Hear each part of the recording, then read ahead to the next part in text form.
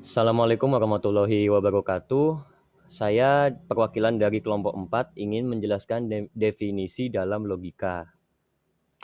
Perkenalkan, nama saya Rizky Afriansyah Putra Pramanta.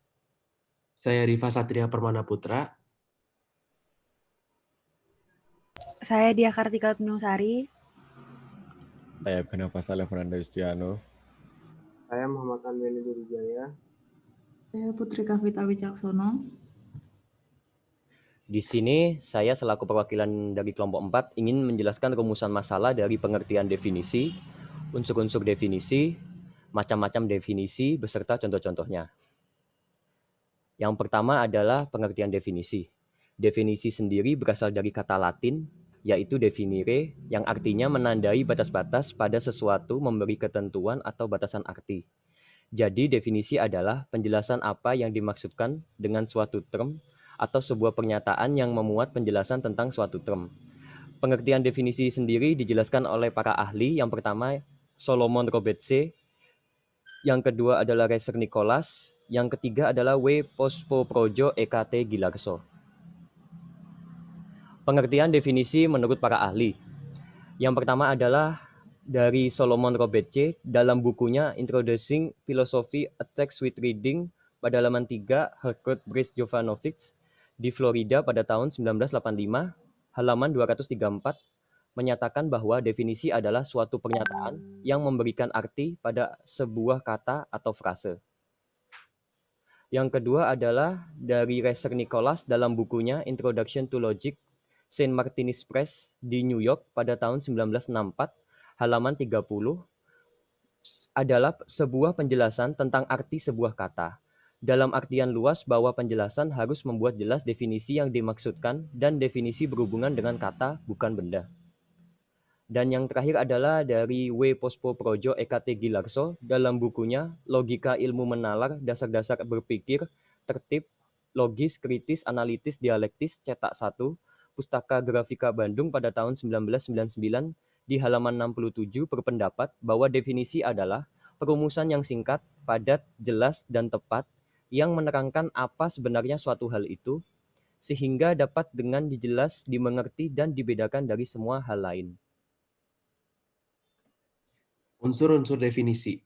Unsur-unsur definisi yaitu genera dan differentia. Genera atau genus dalam bahasa Indonesia dikenal dengan istilah atau jenis. Genera adalah term yang mempunyai bawahan yang banyak dan berbeda-beda, tetapi semuanya mempunyai sifat sama yang dapat mengikat seluruh bawahan yang berbeda-beda tersebut. Diferensia atau difference dalam bahasa Indonesia dikenal dengan istilah sifat pembeda. Diferensia adalah term yang membedakan satu hakikat dengan hakikat lain yang sama-sama terikat dalam satu jenis.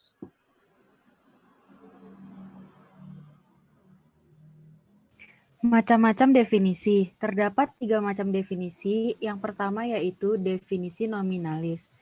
Definisi nominal atau definisi verbal adalah definisi yang paling sederhana dan memiliki sifat sementara, disebabkan karena hanya memberikan penjelasan etimologis atau memberi sinonim kepada istilah yang hendak atau akan dijelaskan.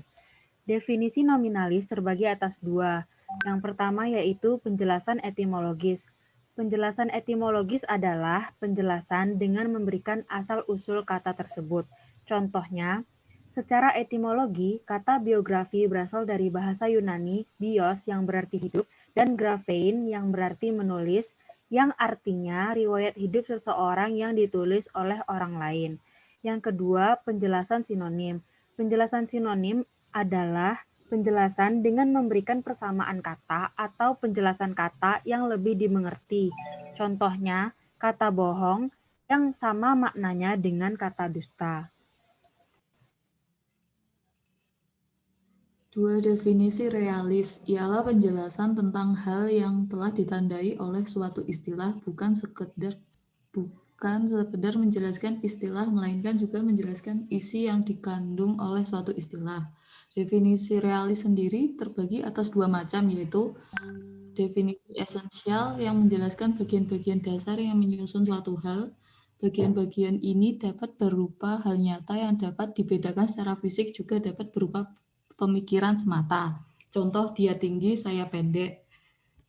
Definisi esensial dapat dibedakan menjadi dua, yaitu definisi analitik menunjukkan bagian suatu benda yang mewujudkan esensinya. Contoh, manusia dapat didefinisikan suatu substansi yang terdiri atas badan dan jiwa. Dua, definisi konotatif menunjukkan isi dari suatu term yang terdiri atas genus dan diferensia. Contoh, manusia adalah hewan yang berakal. Definisi deskriptif adalah penjelasan dengan cara menunjukkan sifat-sifat yang dimiliki oleh hal yang didefinisikan.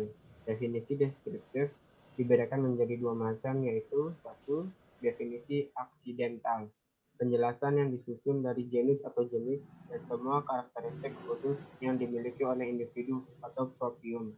Contoh, gajah merupakan hewan berkaki 4 yang mempunyai belalai, berambut halus, berkuping 2, mempunyai ukuran tubuh yang sangat besar, dan lain seterusnya. Definisi kausal adalah definisi yang menjelaskan sebab akibat dari suatu yang menjadi definiendum. Contoh, pena ialah alat yang dibuat manusia untuk menulis. Yang terakhir adalah definisi praktis. Penjelasan tentang suatu hal yang ditinjau dari segi penggunaan dan tujuannya yang sederhana. Contoh, rice cooker adalah suatu alat yang digunakan untuk menanak nasi.